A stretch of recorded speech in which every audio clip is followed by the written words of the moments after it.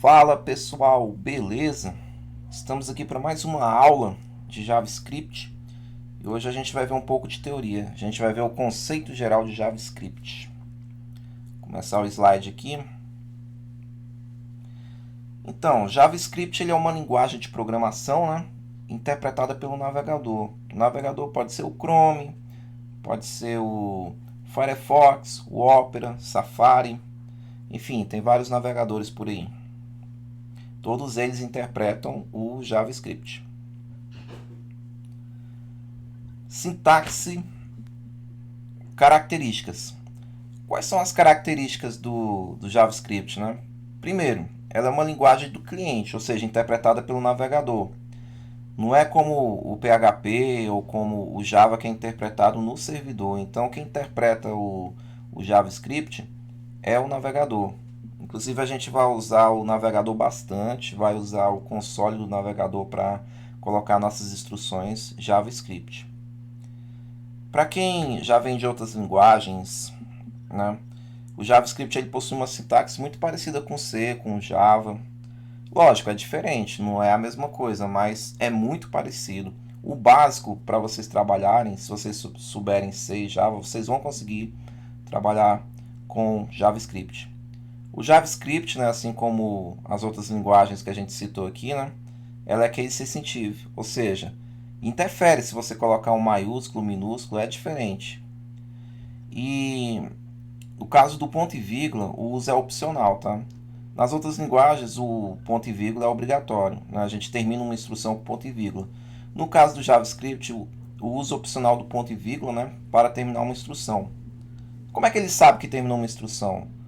Numa quebra de linha, por exemplo, a gente sabe que terminou uma instrução, né? Outra característica marcante do JavaScript é que a tipagem dele é fraca, diferente do Java, por exemplo, né? Isso quer dizer o quê? Que uma variável ela não fica presa a um tipo. Ou seja, eu posso declarar uma variável que uma hora ela contém um tipo string, depois ela vai conter um número e não vai dar erro. Se for no Java, dá erro, porque se eu declarar uma variável lá como número, por exemplo, eu vou ter que colocar apenas números, né? Se eu colocar uma string, ela vai dar erro. E outra coisa também é que o JavaScript ele é uma linguagem que ele é orientado a objetos. Na verdade, ele é multiparadigma.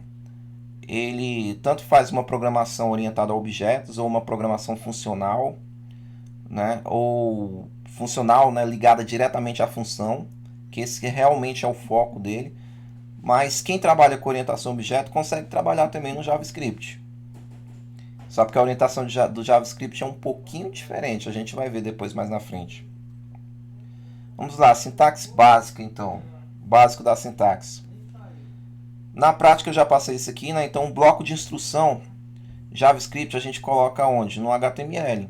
Então a gente utiliza da tag script, né, para declarar um bloco de instrução JavaScript dentro do HTML. Então aqui a gente tem um exemplo. Eu declaro a tag script, né, abre aqui, fecha aqui, e no meio aqui eu coloco meus comandos JavaScript. Ou então podemos utilizar também a referência dentro do HTML, né, para um JavaScript externo. Observe esse exemplo aqui. Vamos supor que eu não quero escrever o JavaScript diretamente no HTML, então eu faço uma referência aqui, né, na tag script, no atributo source eu falo onde é que está o meu arquivo JavaScript, aí ele vai executar a partir deste ponto aqui, onde eu declarei a tag script. Então eu posso fazer assim também. Comentários. Bom, comentários, assim como em outras linguagens, né, é barra barra normal, comentário de uma linha, barra asterisco para começar um comentário de várias linhas e termina com asterisco barra.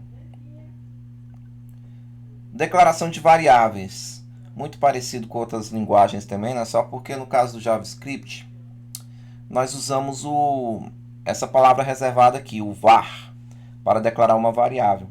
Existem outras formas também mais modernas, né? Mas não iremos mencionar aqui porque o nosso curso ele é básico e direto, né? Então a gente não vai entrar nesses detalhes mais modernos. Então, por enquanto, fixem no var. O var ele é muito antigo, mas ele é suportado nos navegadores modernos também. Então a gente não vai ter problema usando o var. Declaração de variável ela deve começar com uma letra. underline ou cifrão, tá certo? Os caracteres subsequentes podem ser números, mas não comecem a declarar uma variável por número. Em outras linguagens eu sei que é assim também. Você não pode começar a colocar o nome de uma variável começando por número. Então você pode colocar até por underline, depois segue do número, ou cifrão, depois segue do número, ou uma letra, depois segue do número. Então não use palavras reservadas também, né? Palavras reservadas, tipo for, tipo outros comandos, para declarar uma variável. E nem inicie com números. Exemplo aqui de uma declaração. Var, um nome de uma variável, x, né, começando com uma letra, depois eu posso colocar um número. E aqui eu coloco uma atribuição, um valor que essa variável vai conter. Ainda sobre declaração de variáveis, né? Como eu já tinha dito, ele não é fortemente tipado, ele é fracamente tipado. Então, não é necessário especificar o tipo de uma variável. E como eu já tinha dito anteriormente, ele é case sensitive. Maiúsculo e minúsculo importa. Então, vamos ver outros exemplos aqui. Underline var 1. Var é um nome reservado, mas como está com underline, tranquilo, posso declarar uma variável assim, ó. E aí eu atribuo um valor, um número aqui, por exemplo. Cifrão, posso usar o cifrão para começar na declaração de uma variável. Cifrão var 1 igual a true, tranquilo. Underline, aliás, cifrão underline 4 site. Coloco uma string, string entre aspas duplas, né? Ou simples também. Underline não, cifrão, um número, ruas.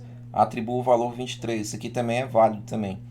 Lembrando que nesses exemplos aqui eu omiti o var, né? Mas para declarar uma variável tem que ter o var antes, que é a palavra reservada. Os tipos de dados. Apesar de não precisarmos especificar qual é o tipo de dado, né, que uma variável vai receber, os tipos de dados existem.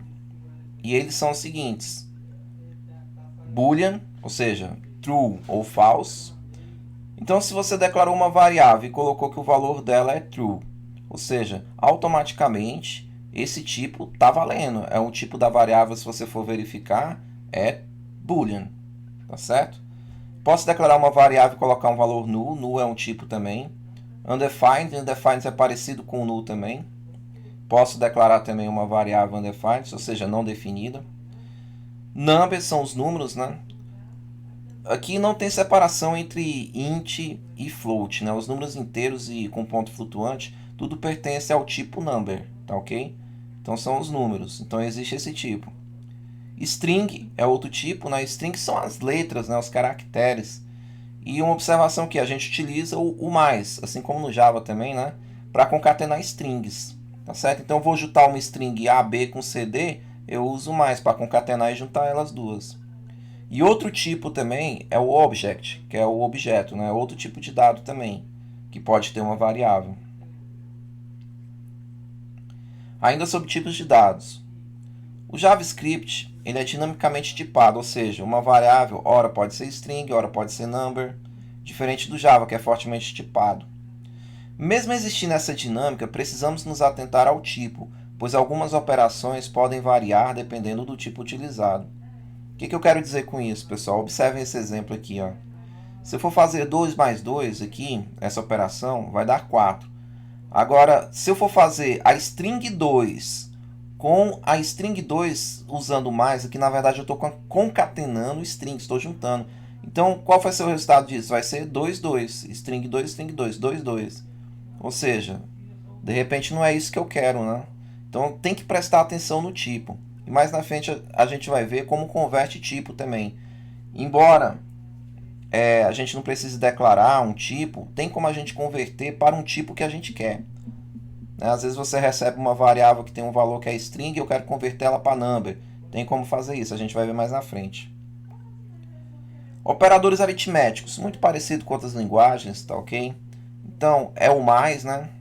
É o menos, é o asterisco que é o vezes, né? Multiplicação, é a barra que é a divisão, é a porcentagem, que significa um módulo da divisão, ou seja, o resto da divisão. Então a gente tem os exemplos aqui, ó. É a variável A mais a variável B, é a soma de A com B. Variável A menos variável B, é a subtração, a diferença de A por B. A vezes B é o produto de A vezes B. A barra B é a divisão, né? O quociente de A por B. A percente B é o resto da divisão de A por B, tá certo? Se no A tiver o 2 e aqui tiver o 2 também, o resto da divisão é zero, então o módulo da divisão vai ser zero. Igual a outras linguagens.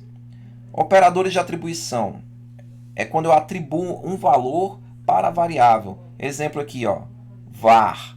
A, declarei a variável, né? Tem que usar o var. E atribuir, símbolo de igual, ó, atribuir dentro da variável A vai ter esse valor aqui, que vai ser um number, né? Estou colocando um number, então vai ser um number. Então, resultado, atribui 1 à variável A.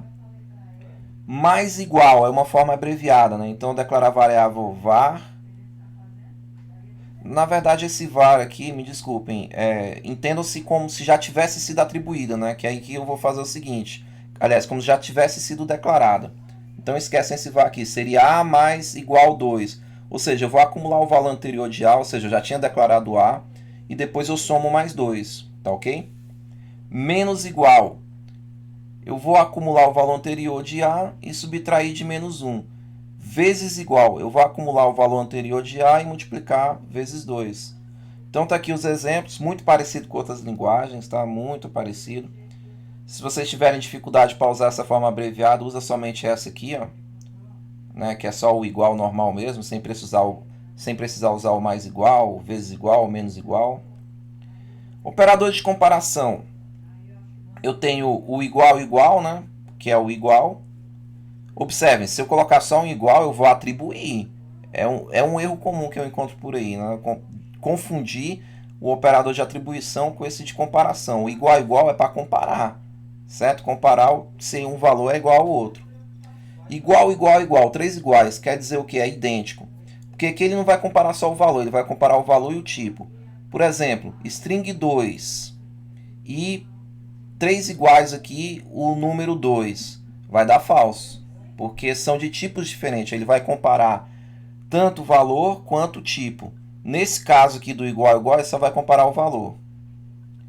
Asterisco não, exclamação igual, significa diferente.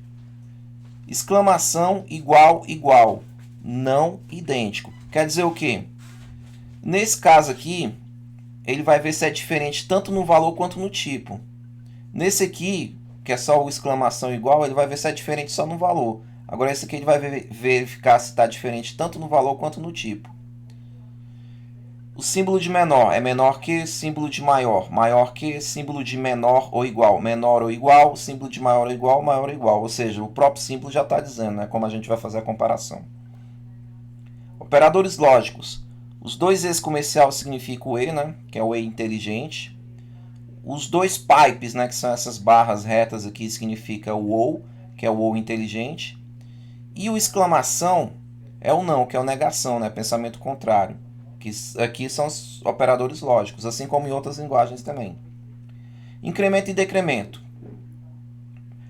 Se eu coloco um mais e depois o valor da variável, eu vou fazer um pré-incremento. Se eu colocar a variável primeiro e depois o mais, eu vou fazer um pós-incremento. O que é um pré-incremento? Eu vou adicionar mais um à variável. E o pós-incremento? Vou fazer a mesma coisa, adicionar o mais um à variável. Qual a diferença do pré por pós? A gente vai ver depois na observação. Menos menos variável A. Eu vou fazer um pré-decremento. Ou seja, eu vou subtrair menos 1 à variável.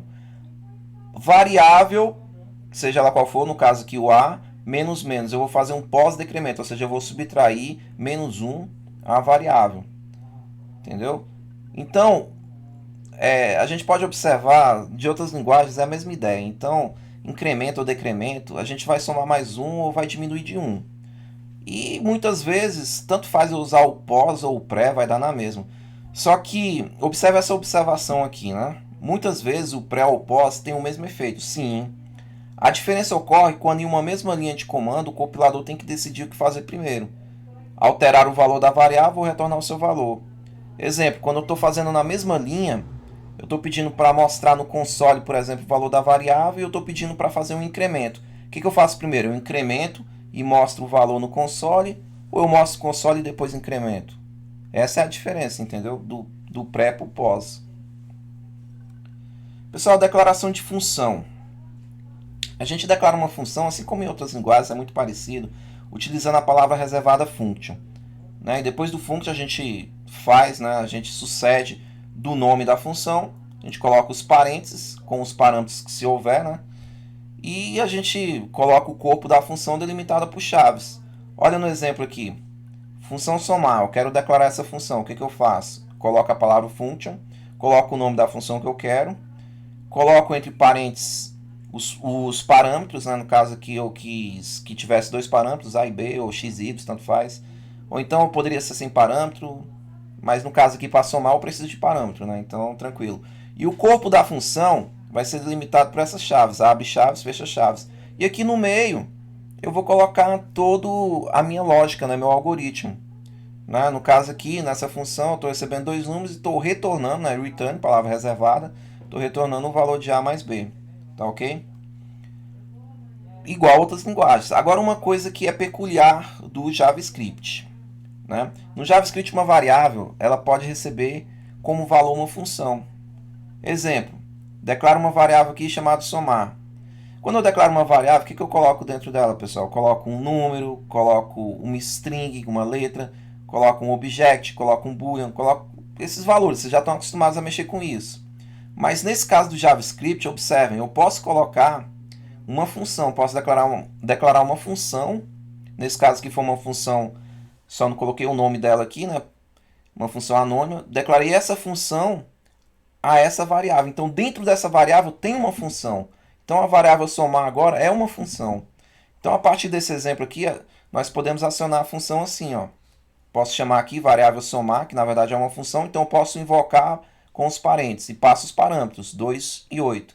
Nesse caso aqui teremos o resultado, perdão, 10, pessoal. 8 mais 2, 10, tá ok? Então é isso, pessoal. Na próxima aula a gente vai ver um pouco de prática lá no console. E por enquanto é isso. Obrigado, até a próxima.